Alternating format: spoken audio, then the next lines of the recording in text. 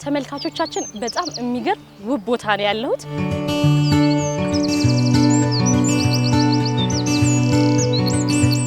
ይህ ወንድራድ የመጀመሪያ ደረጃ ትምህርት ቤት ነው።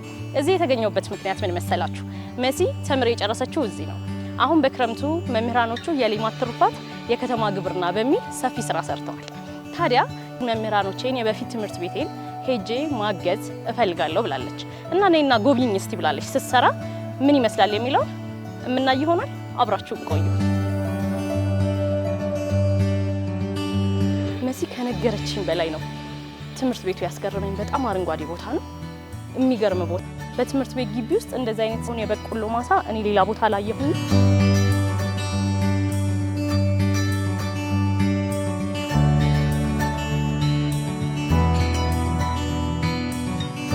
በቆሎ የደረሰ ይመስላል፣ ግን አንዳንዶቹ ግን ገና ይመስሉኛል። እኔ እንግዲህ ብዙ ዕውቀት የለኝም።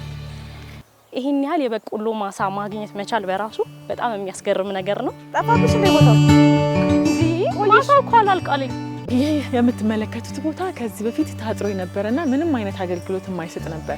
በቃ ከመምህር ጋር ግቡና የዶሮ ቤቱን ያሳዩሻል። እኔ ደግሞ እዚህ የጀመርኳት እንጨርሳለሁ። ነይ በዚህ ጋር ነይ። እዚህ በኋላ ሉሲያን ስታየው እንደዚህ አይነት ነገሮች የሚከሰቱት ያው ቫይረሶችን እዚህ እየቀደልን ስለሆነ ማለት ነው።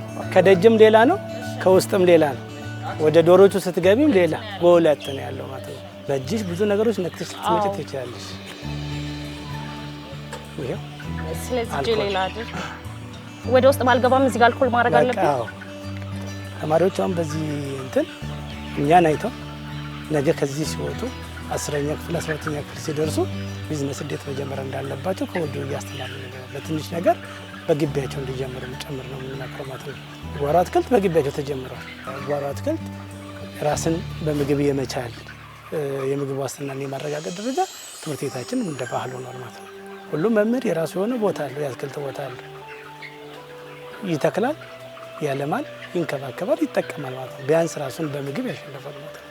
የሚገዛውን ወጪ ይቆጥባል ማለት ነው። ተደራጅተን ለሶስት ተደራጅተን ነው። አንደኛው ልጄ ስንደራጅ የራሳችንን ያለንን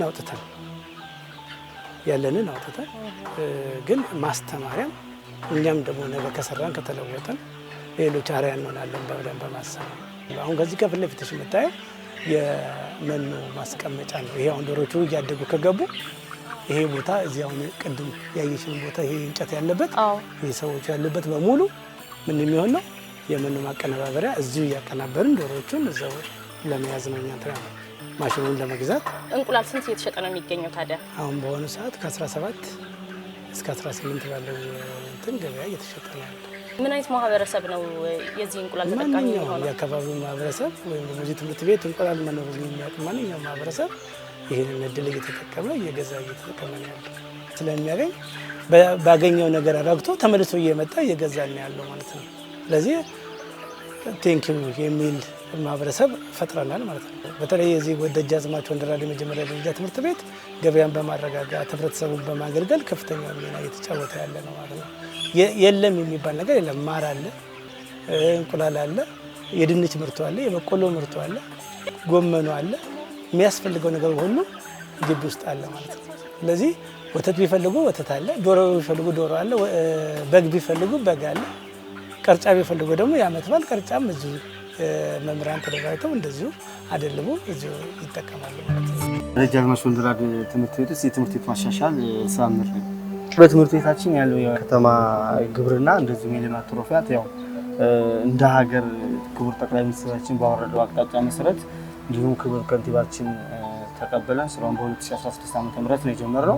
ያው ስራው ሲሰራ እንደዚህ አልነበረም። አሁን እንደምትወስኑ ማለት ግቢው ድራድ ላይ ሁሉ ነገር አለ ማለት ነው አሁን ሰዓት ላይ።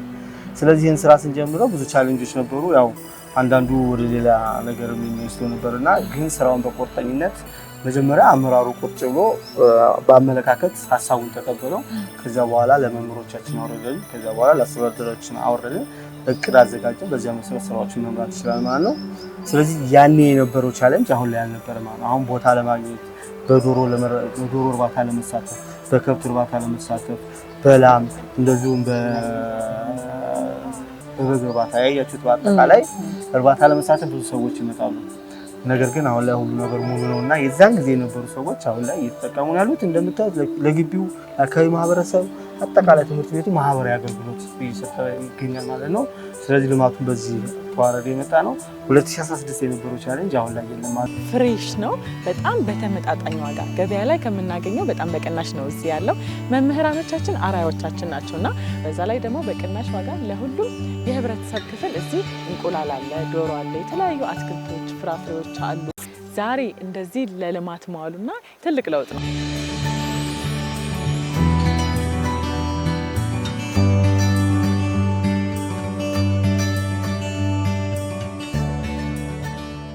ኤኤምኤን ዲጂታልን ቤተሰብ መሆን እንዳትረሱ።